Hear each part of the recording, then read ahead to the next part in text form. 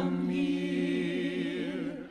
Only love is welcome here. Only love, love, love, sweet love, sweet love. Only love is welcome here. Only kindness is welcome here. Only kindness is welcome here. Only kindness, yes, loving kindness. Only kindness is welcome here. So bring your pain, bring your pain, bring your sorrow, bring your sorrow, bring your hope, and bring your fear. And we'll wrap our loving arms around you, because only love is welcome here.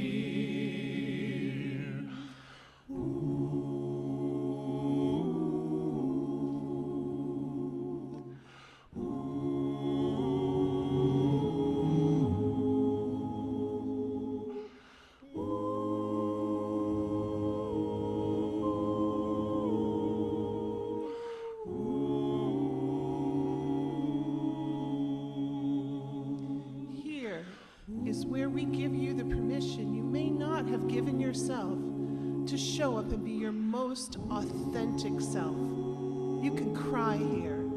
You can take your time here. To be you is not a crime here. We are all divine here.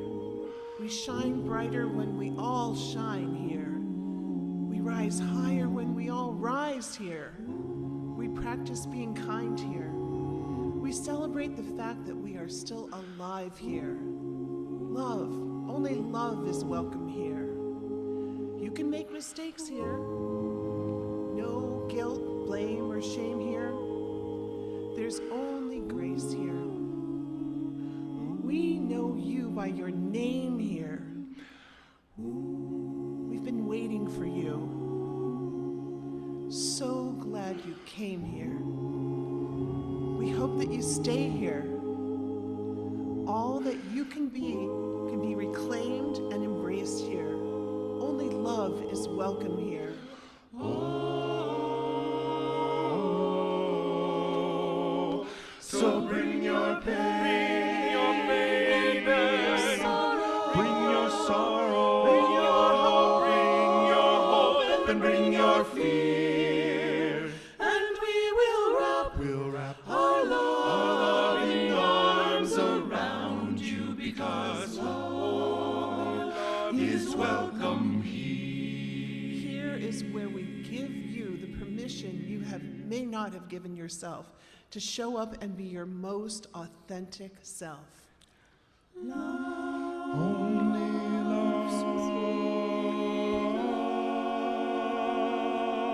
love, only love is welcome here. Only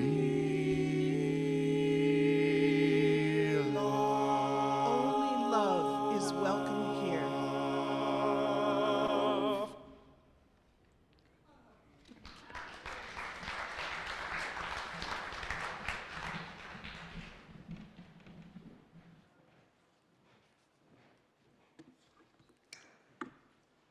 What a beautiful invitation.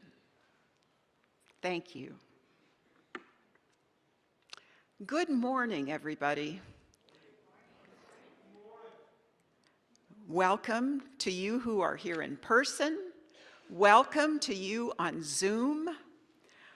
Welcome to the Boulder Valley Unitarian Universalist Fellowship on this sunny, foggy, slippery, snowy morning. We're so glad you're here. I'm Gloria Pearlstein, your service associate for today, and my pronouns are she and her. Today's music is provided by our wonderful chamber choir. You've already heard them. under the direction of music director Tad Korieth and with musicians Jeremy Dion and Mark Hughes. Today's tech team is Deborah Mensch, Paula Zimmerman, and Charlie Morris, who is Zoom hosting for the very first time today. Welcome, Charlie.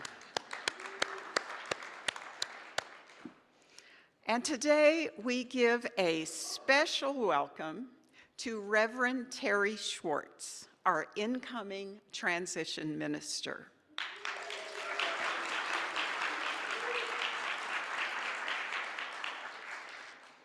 Reverend Terry will be leading 2 services a month here through July and will be providing pastoral care. Reverend Terry is the founder and principal of Spirit and Strategy, a pastoral counseling, coaching, and consulting practice. She's a graduate of Harvard Divinity School and Brown University, and she has served as a senior congregational minister and as a professional chaplain in hospitals, hospice, palliative care, and to UU seminarians. We're very grateful to have her with us today. So thank you. As I say the welcome words today, I invite those of you on Zoom to shift into gallery mode if you haven't already, and scroll through the screens so that you can see the beautiful people in this congregation. Those of you who are here, just look around and see, again, all the beautiful congregation and the everyone who made it here this morning.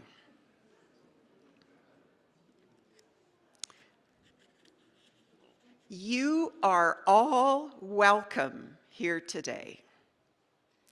In the beauty of languages, cultures, skin tones, shapes and sizes, gifts and challenges that come together in your uniqueness, you are welcome here.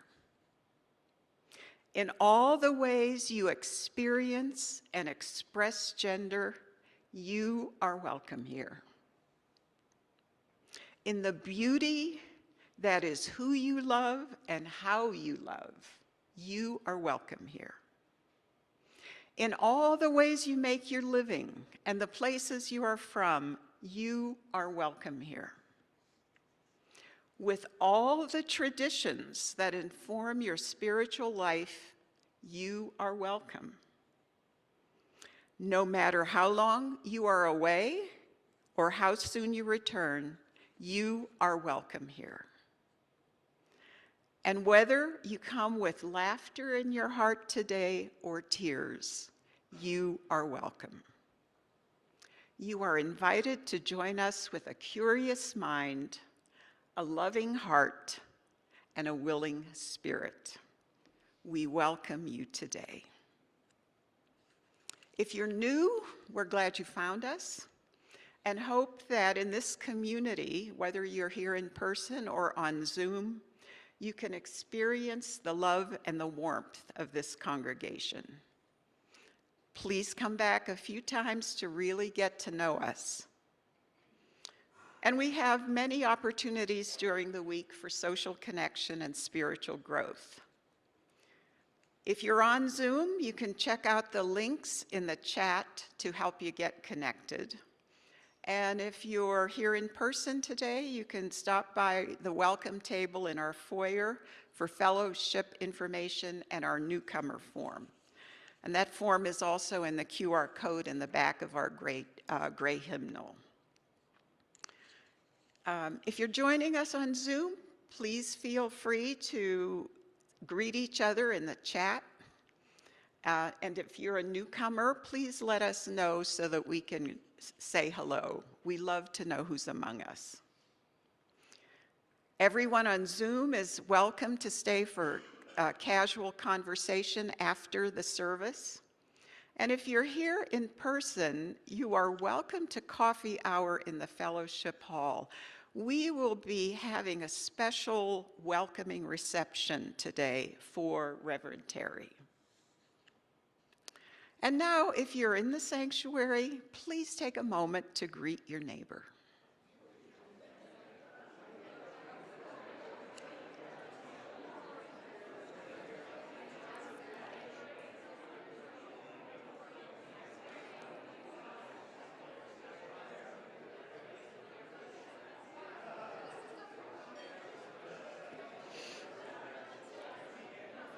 Welcome.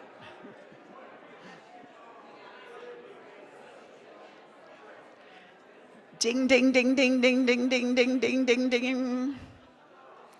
Ding, ding, ding. I know you could visit much longer, but you will have time to do that after the service. And now, Reverend Terry will say our opening, our chalice lighting words.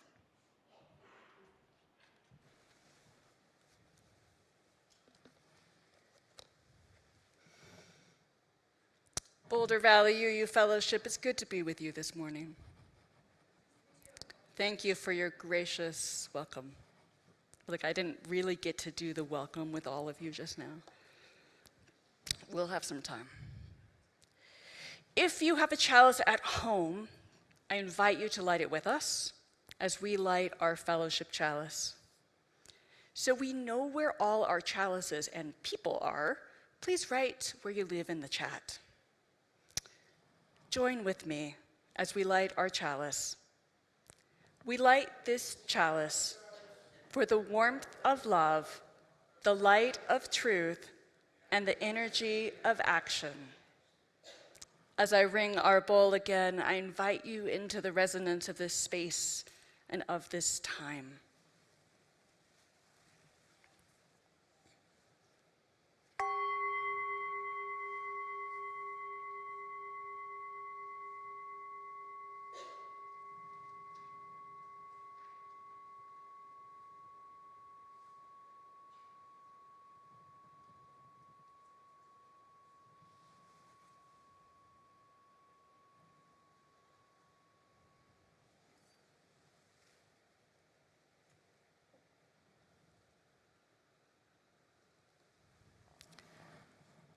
These words from Carry On Warrior by Glennon Doyle.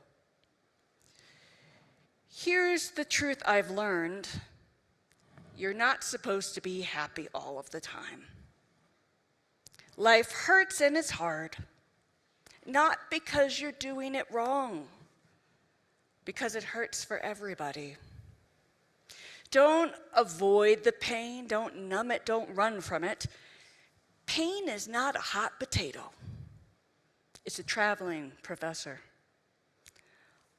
All the wisdom and courage you need to become the person you are meant to be is inside your pain. Be still with it. Let the pain come. Let it go. Let it leave you with the fuel you'll burn to get your work done on this earth.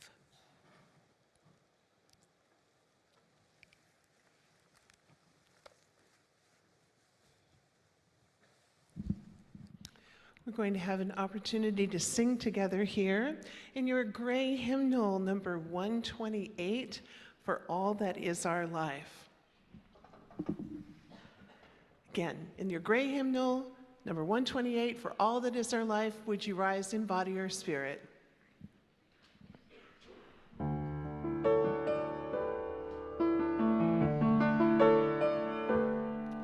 For all that is our life, we sing our thanks and praise. For all life is a gift, which we are called to use to build the common good and make our own days glad.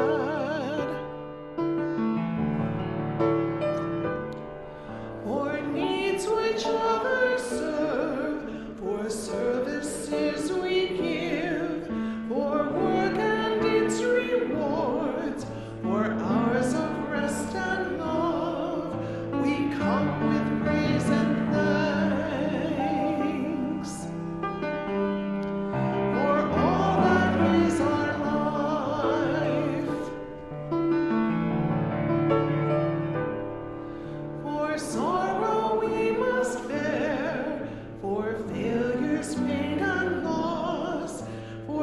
each true thing we learn, for fearful hours that pass, we come with praise and thanks. For all that is our life,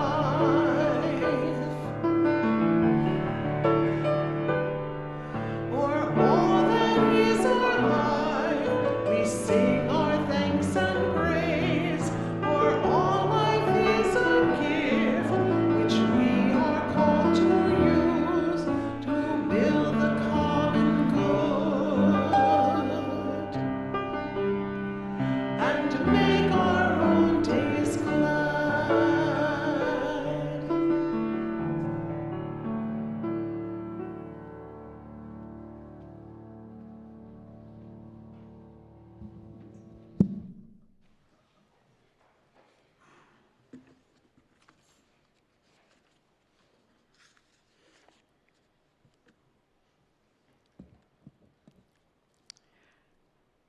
There's an old bluegrass song that starts like this. I'm going back to the country 'cause I can't pay my rent. Though I'm not exactly broke, brother, I'm sure bent. Can't understand where my money went. Now, I ain't broke, but I'm badly bent. So this song goes out of its way to deny the reality of being broke, being totally out of money. In a similar way, I tend to deny the possibility of being broken. When I read the description of Reverend Terry's planned talk for today, I found myself resisting. Why talk about brokenness? Why now? Is it because Reverend Lydia has left? My internal response was, despite that, our congregation is strong. It's not broken. We have challenges, but we're certainly not broken. So I expressed some of these reactions to Reverend Terry, and she asked a great question. What feelings were coming up for me around this topic? Well, as I thought about that and felt into the question, I realized that I simply don't want to see myself as broken. That doesn't match my ego's version of what I want to be. My ego wants to be competent, capable, on top of things, together. And I fear that admitting brokenness means being hopeless, shattered, and lost. I seem to have held on to this point of view, even though I have been quite broken at different times in my life. When I was in my 40s, for example, I fell on my chin, I broke my jaw in 4 places, and I broke many of my teeth. The jaw healed, the teeth were replaced. 3 years ago, I had major cancer-related surgery. And so many of you helped me through that time. Thank you for bringing meals, for taking me to doctor's appointments, sending cards and visiting and checking on me. And more thanks to everybody who helped when I broke my ankle in 2022.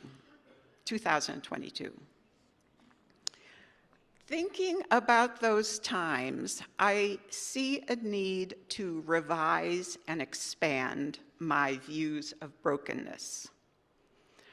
And I found really helpful guidance in the words of attorney Brian Stevenson, the founder and executive director of the Equal Justice Initiative in Montgomery, Alabama.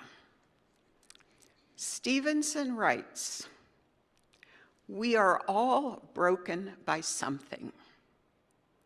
We all have hurt someone and have been hurt.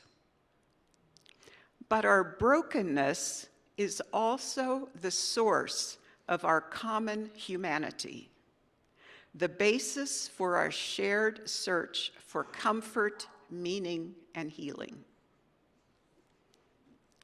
He also writes, "There is power in brokenness. It's the broken among us who can teach us the way compassion works. It is the broken who understand the power of mercy. It is the broken who understand the power of justice. It is the broken who teach us how we love despite our brokenness." And I thank Brian Stevenson for these reminders that we all have times of breaking and mending, and that those times bring us together and open our hearts.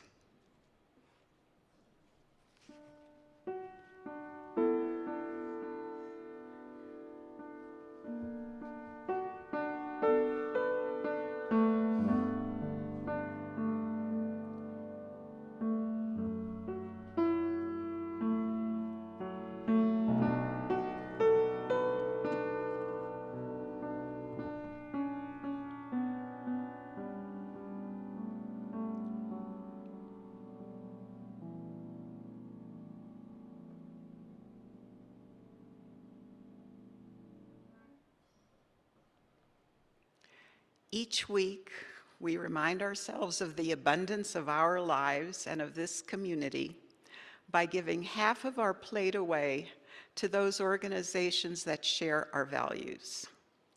Today, the half plate is for Together Colorado, a multi-faith, multi-racial group that organizes to put human dignity at the center of our state's public life.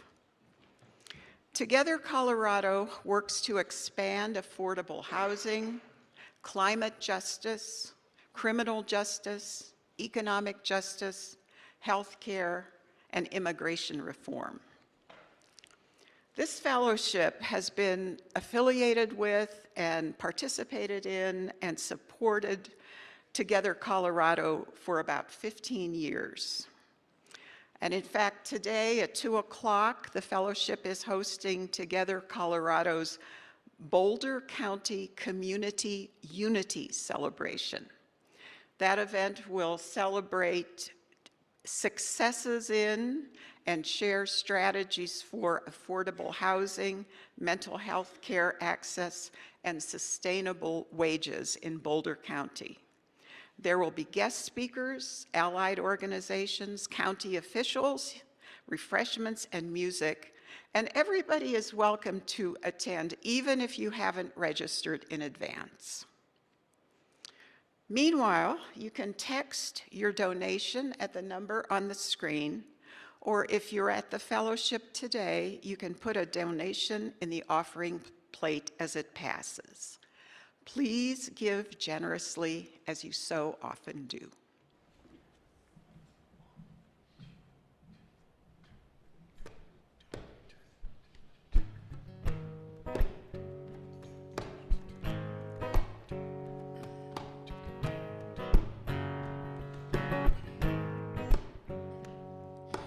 Do you ever wonder if there's something you can do to make this world a sacred space and live in truth? If you watch the birds, if you watch the bees, when you feel the sun, well, when you feel the breeze, you'll see they know what they're doing. You'll see, oh, what about you? What about you? Can you feel what you're doing? Can you be what you're given? Step completely as a warrior of love. Walk with dignity. Fight for love. Got to fight Step for love. completely as a warrior of love. Walk with dignity. Oh, you Fight for love. got to fight The for love. earth is calling all warriors. Dignity. Oh, you Fight for love. got to fight The for love. earth is calling all warriors. Dignity. Oh, you Fight for love. Now I know. times can get real hard. Are you Willing to stand apart from the mass that we have made? It's up to you. What will you create? When you keep the faith, take the time to pray. Spirit in your head, then you will understand. You gotta step completely as a warrior of love. Walk with dignity. Oh, you Fight for love. got to fight Step for love. completely as a warrior of love.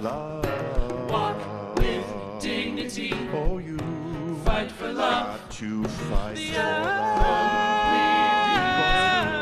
earth is calling all warriors.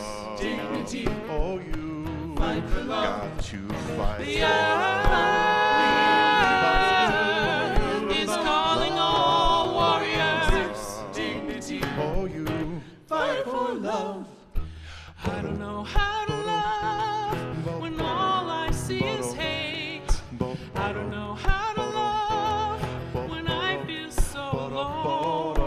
I don't know how to love when all I see is hate. Do it anyway. I don't know where to go when I feel so alone. Love anyway. I don't know how to love when all I see is hate. Do it anyway. I don't know where to go when I feel so alone. Love anyway. I don't know how to love when all I see is hate. Do it anyway. I don't know where to go when I feel so alone. Step completely as a warrior of love. Walk with dignity. Oh, you Fight for love. got to fight for Step love. completely as a warrior of love. Walk with dignity. Oh, you Fight for love. got to fight The for earth love. is calling all warriors. Dignity. Oh, you Fight for love. got to fight The for love. earth is calling all warriors. Dignity. Oh, you Fight for love. The earth is calling all warriors. earth is calling all. The earth Earth is calling all warriors. Oh, she is calling you. The earth is calling all. Will you answer? Will you answer? Will you? is calling all. The Earth is calling all warriors. Fight for love.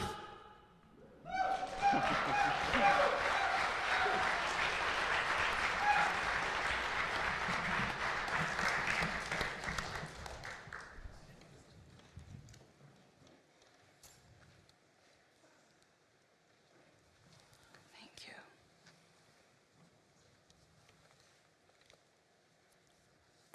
For the work of this fellowship, bringing love, reason, compassion, and justice to this world, and for Together Colorado, we dedicate our offerings.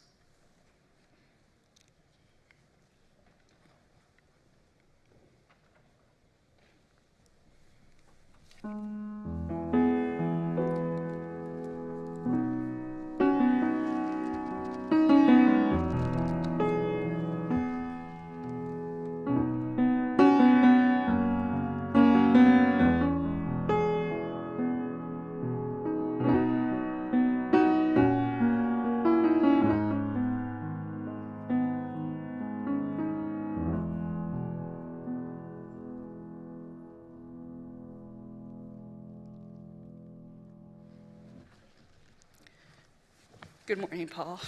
How are you today? Great. Wow. Elizabeth, good morning. It's nice to meet you. And how are you? Great. Is this performative or are you really great?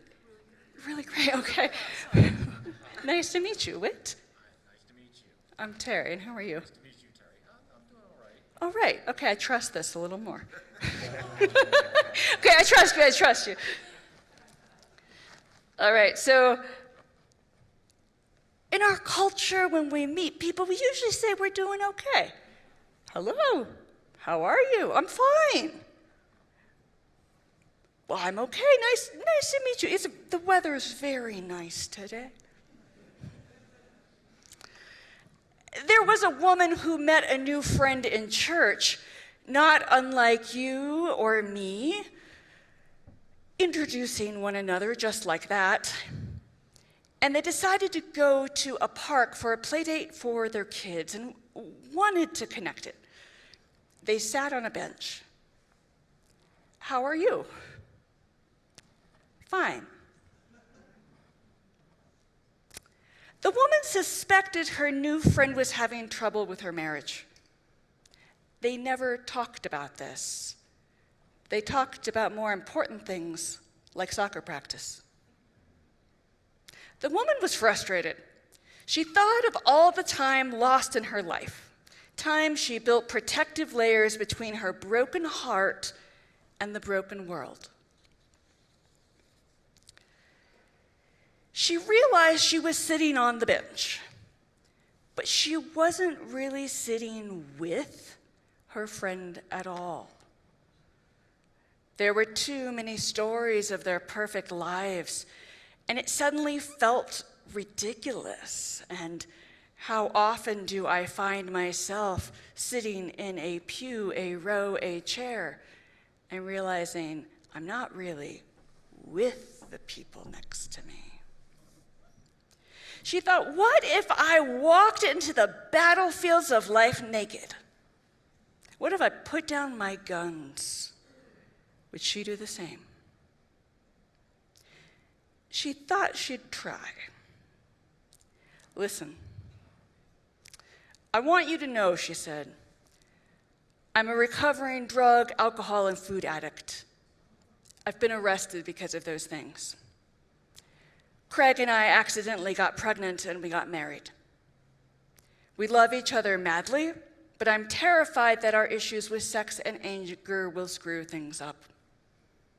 I snap at customer service people and my kids and my husband regularly. I feel sad and worried when good things happen to other people.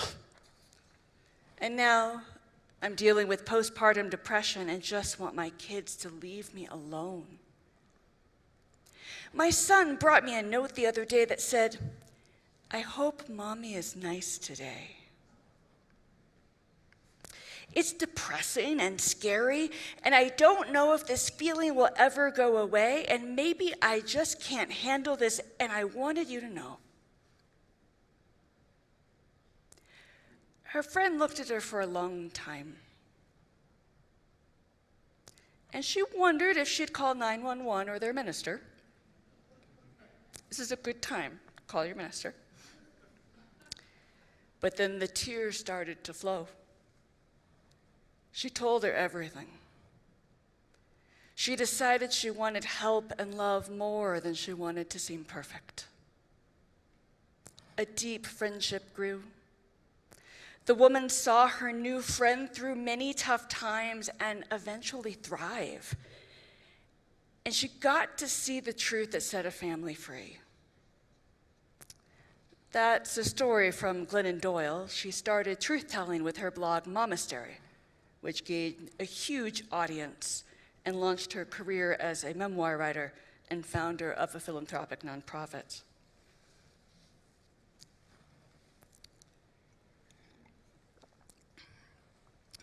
A famous rabbi once said, the truth will set you free.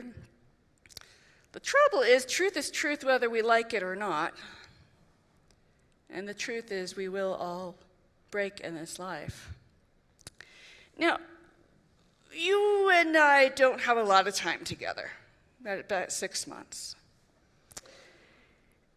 And for practical purposes, and to just go naked out into the battlefields of life here, I'm going to tell you a few things that I've never told congregations before. I know this is kind of exciting, isn't it? Like, how risque is this going to be? I'm pre-fired, you know. I know y'all have done your work, a lot of work around mental illness. I lived with chronic mental illness and neurodivergence my entire life, from my earliest memories.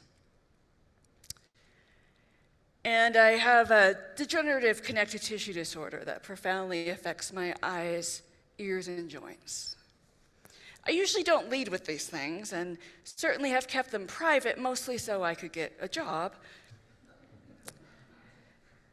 They're progressive, though. And as I get older, progress in this way isn't actually a good thing. So it causes some, not all of my disabilities, mostly which are largely invisible, because I don't really present that way. So I'm going to give you this is my public service announcement for today. I'm hard of hearing, and you might not ever know it. I wear hearing aids, I supplement with lip reading, and I use closed captioning. I've lost a lot of my vision, all of my periphery, and the quality and acuity is dicey. I'm losing my ability to drive. This is not like a sad Reverend Terry show here. Why I'm telling you these specifics this morning is because we're going to go to coffee hour in not very long, and you may think I'm not paying attention to you. Generally, it's not because I'm trying to be an asshole. I probably cannot see or hear you. So lean with that and know that I very much want to know you're there, and I would like to connect with you. I kind of like to think like I'm a Victorian house or a vintage sports car. My husband and I decided as we move through the seasons of our lives, we can never buy a fixer-upper because I am the fixer-upper. I have my own budget line for repair and maintenance.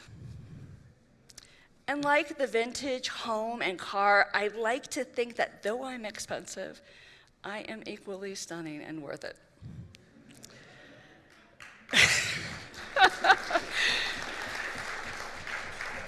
So I am a professional patient. I probably have about 20 different doctors right now that I see. And office hours to me usually are time in doctors' offices, and rather than Starbucks, that is my third place. I've had more eye surgeries than I can count, and about half as many orthopedic surgeries over the years. I think I'm up to about 11, 5 of which were joint replacements over the last decade or so, starting when I was 30. So I have spent a lot of time in physical therapy. A lot of time trying to prevent injury, a lot of time to recover from injuries, time to get strong enough to push off a surgery, time to recover from a surgery, and time to recover from the recovery from a surgery, which those of you who have had that experience know that surgeons lie. They lie. Because you put your foot up for 6 weeks, at the end of 6 weeks, you have lived in a chair for 6 weeks, and you have to recover from sitting in the chair for 6 weeks. Now, I like PT. I mean, it's a pain in the butt, don't get me wrong, and the appointment burden is just a bear. But there's a certain sense of community there. In one of the centers I went to, it was an open concept gym, and we were all there together doing our different exercises. And there were no illusions. We were all broken in some quantifiable, diagnosable way, a way that third-party payment and Medicare recognized.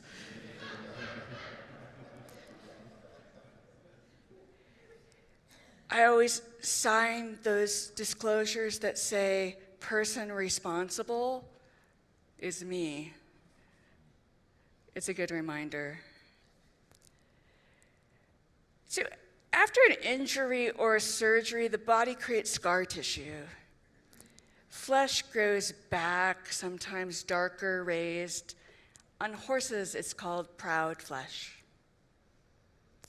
Proud flesh, it's the badge the skin wears. It's stronger, which is good.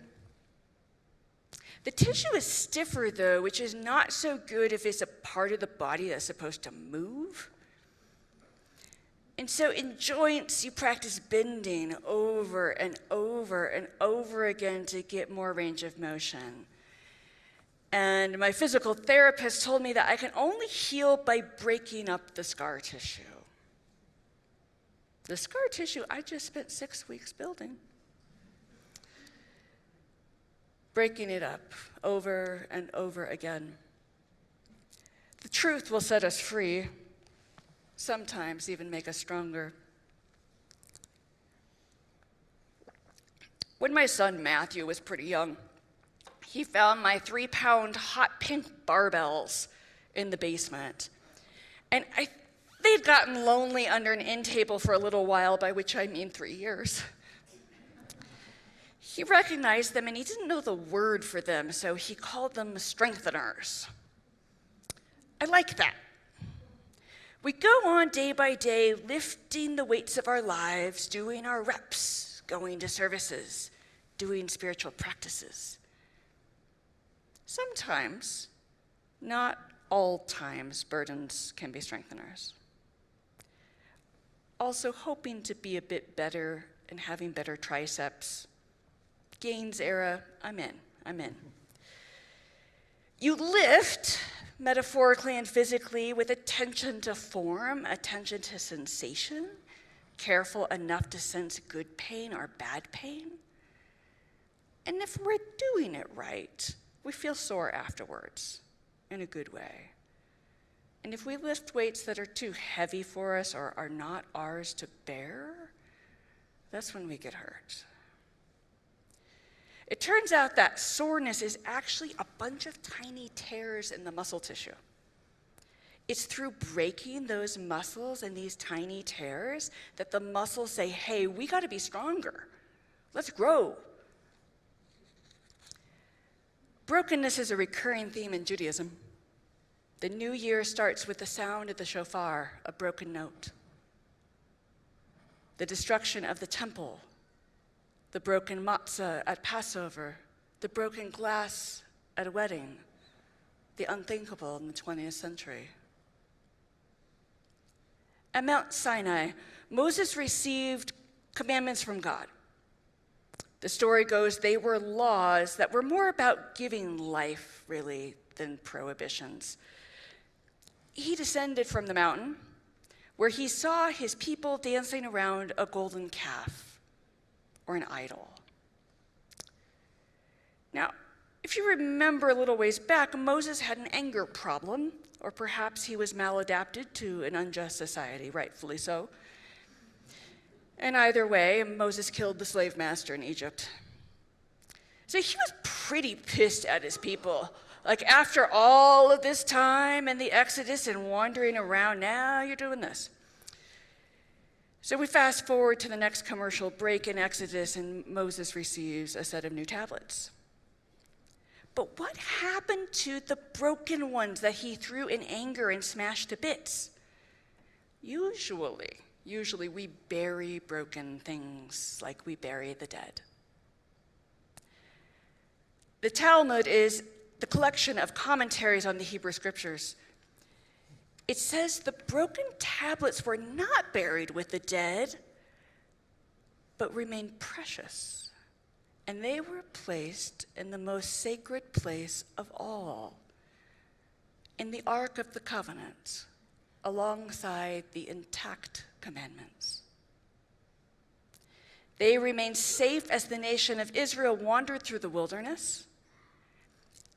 And to take another step, mystical Judaism teaches that the Ark of the Covenant is a symbol of the human heart. So, there.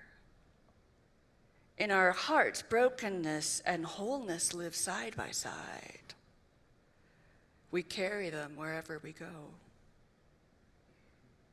The Hasidic rabbi Menachem Mendel of Coates said, "There is nothing more whole than a broken heart." There is nothing more whole than a broken heart. A while back, I heard the Lutheran pastor and ultimately a Universalist, Nadia Bolz-Weber, preach. You all may have known her back in the day, a local pastor in Denver, Church of All Sinners and Saints. She asked this group of, I think she was preaching to a crowd of maybe 500. You know how you have your real self, and then you have your ideal self? Like, here I am, but there's another version of me, taller, I go for taller, 10 pounds thinner, less cellulite, no road rage, doesn't play so many stupid video games on her phone, and keeps up with her taxes through the year. Nadia and I, yep. Maybe I won't have an extension this year. And here we all are, dancing around our idols of perfection, a golden calf, the perfect policy manual, every room reset perfectly, every implement in the kitchen in the right drawer. I know I'm going into dangerous territory. I'm pre-fired. The thing is, we can't hate ourselves into becoming the people we want to be. And ultimately, under that quest for perfection, there's some desire for excellence, and that's a really good thing. But when it has a yucky feeling inside, there's a certain degree of shame and hate. And there's no amount of being perfect that will keep bad things from happening.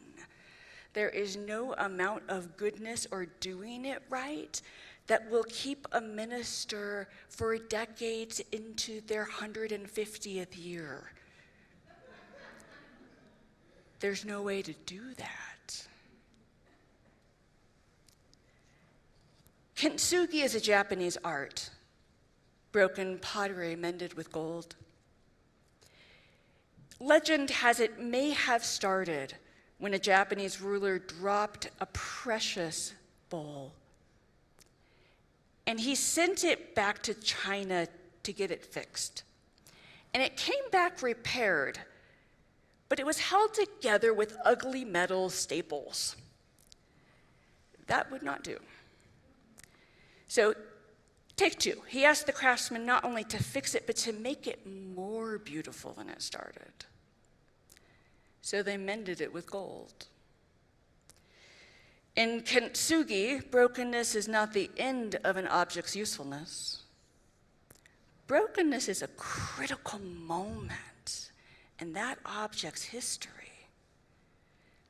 Our moments of breaking are not the end, they are critical moments. There can be new purpose, there can be new beauty. It's different than resilience. It's not about returning to a perfect original form. It's that we may become different in a different, beautiful, and unique way than when we started.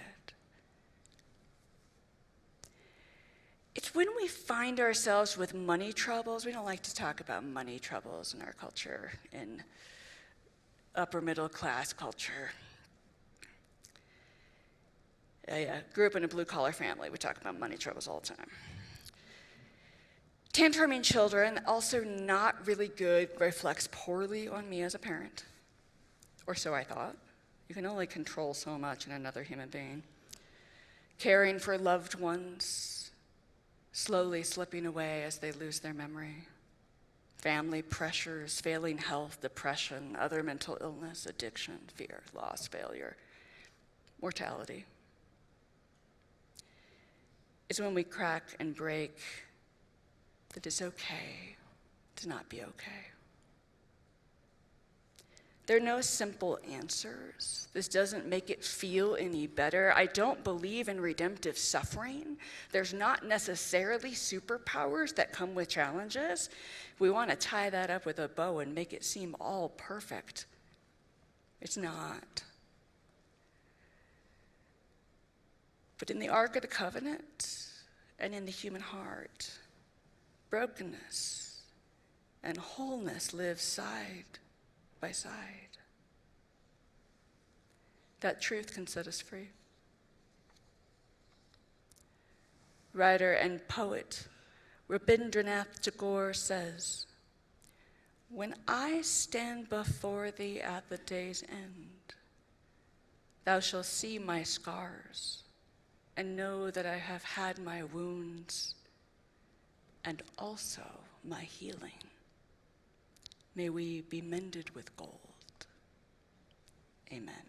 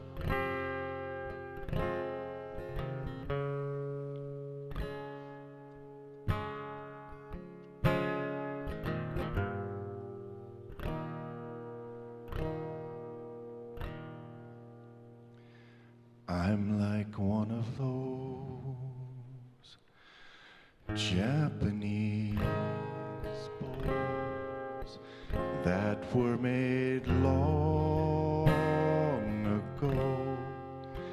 I have some cracks in me.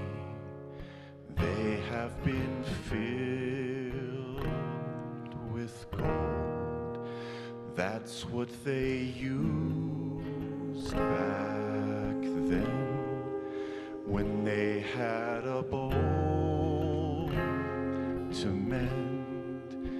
It did not hide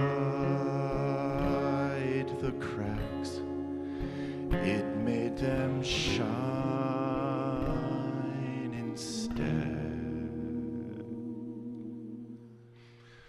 So now every gold scar shows from every time I broke, and anyone's eyes can see I'm not what I used to be, but in a collector's mind, all of these jagged lines make me more beautiful and worth a much higher price. I'm like one of those Japanese bowls. I was made long ago. I have some cracks you can see. See how they shine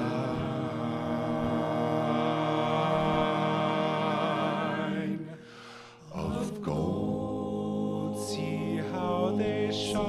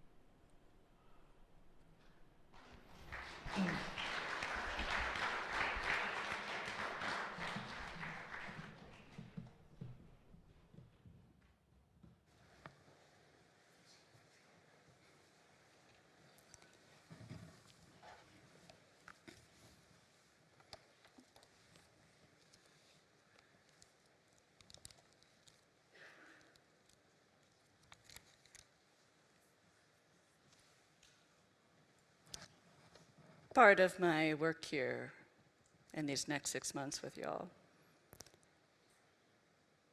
is to work on being comfortable, being uncomfortable, but also to reflect back to you how you shine of gold, because I don't think y'all see it. As a spiritual community, we set time aside each week to honor the circle of life. We share our sorrows that together our burdens may be lightened. We share our joys that together our gladness may be multiplied. And on this morning, I want to acknowledge the bittersweet ending of Reverend Lydia's ministry, the 16-year cycle of ministerial life here in this fellowship, which is made particularly pointed because I am here.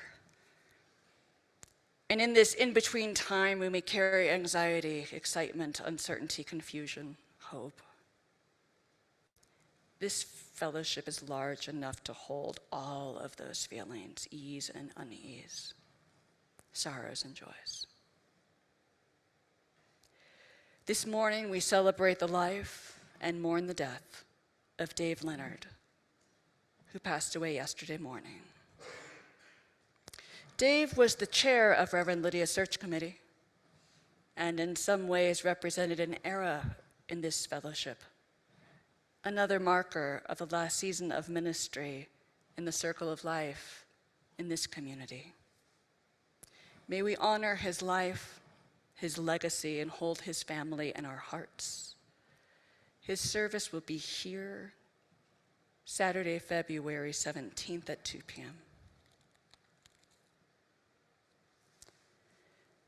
And now, I invite you into this time of community connection, of sacred sharing, of the joys and concerns of our lives. Wherever you may be, tell us your name and where you live. If you are on Zoom and you'd like to share a joy or concern, please type a message to everyone in the chat window and let us know briefly where your heart is today, and I'll read out loud what you share. And Gloria will add a stone to our waters on your behalf. If you're here in the sanctuary physically, I invite you to come up front, share your joy or concern using the microphone, hold it straight out in front of you like a rock star so we can hear you, and add a stone to these waters. You may also add a stone in silence. Please, come forward.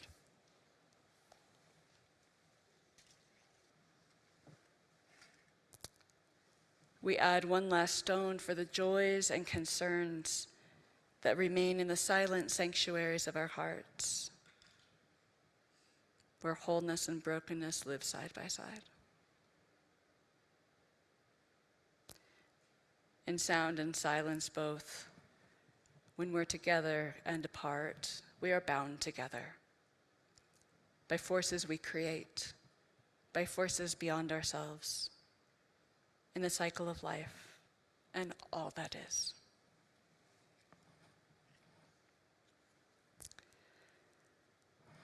Our words for meditation and prayer this morning are from Jane Hirschfield, For What Binds Us.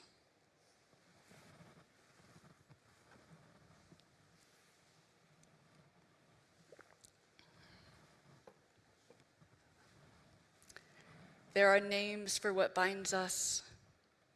Strong forces, weak forces. Look around, you can see them. The skin that forms in a half-empty cup, nails rusting into the places they join, joints dovetailed on their own weight. The way things stay so solidly wherever they've been set down, and gravity, scientists say, is weak. And see how the flesh grows back across a wound with great vehemence, more strong than the simple, untested surface before. There is a name for it on horses, when it comes back darker and raised, proud flesh. All flesh is proud of its wounds, wears them. As honors given out after battle, small triumphs penned to the chest. And when two people have loved each other, see how it is like a scar between their bodies, stronger, darker, proud, how the black cord makes of them a single fabric that nothing can tear or mend.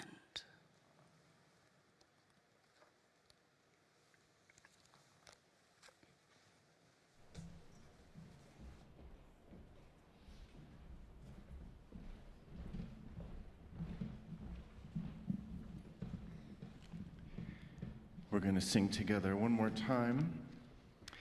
This is number 1002 in your teal hymnal, Comfort Me. We're going to change the word on verse 3. Rather than singing Speak for Me, we're going to sing Shine with Me today.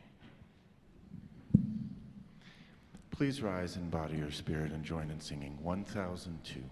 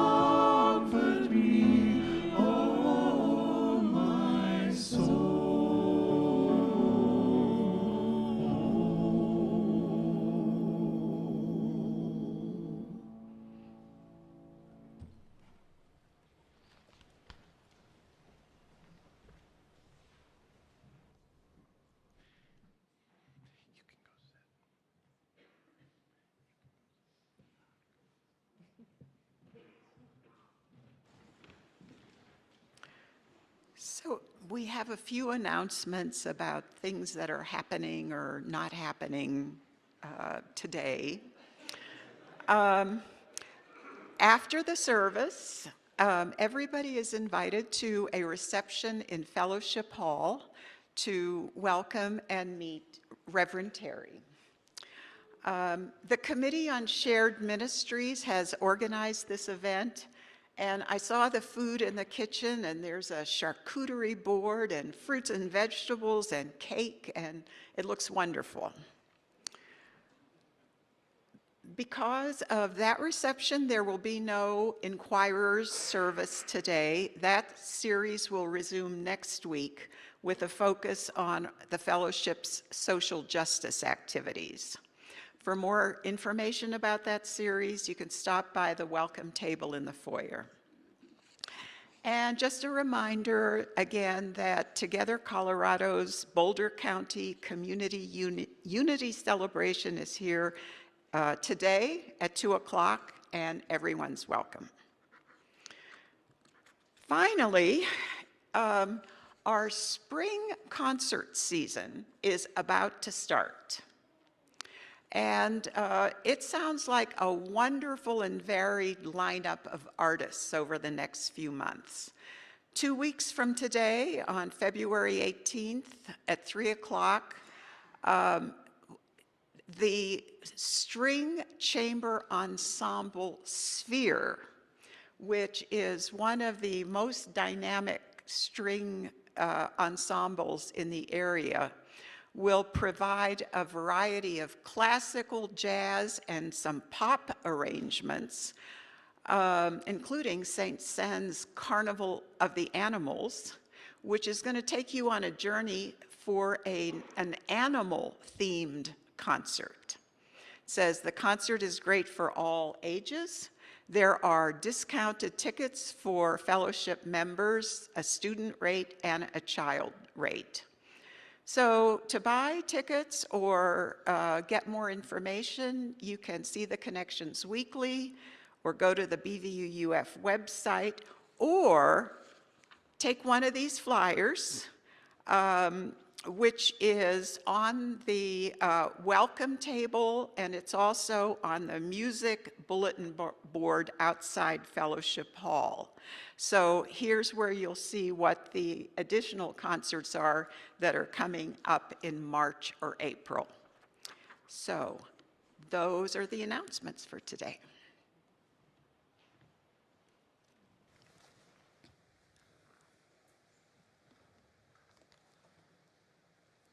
Here in this sanctuary and Zoom friends in the sanctuary of your homes, we extinguish this chalice, but not the warmth of love, the light of truth, nor the energy of action.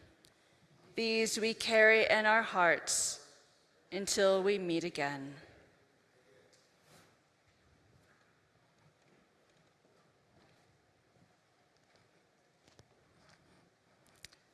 I invite you, as you feel so moved, to connect with the person next to you, hands or elbows, or give yourself a big hug. We are connected to one another in ways both seen and unseen. And as you go forth from this place and into the week, may you be blessed and be a blessing to the world. Go forth in peace. Amen.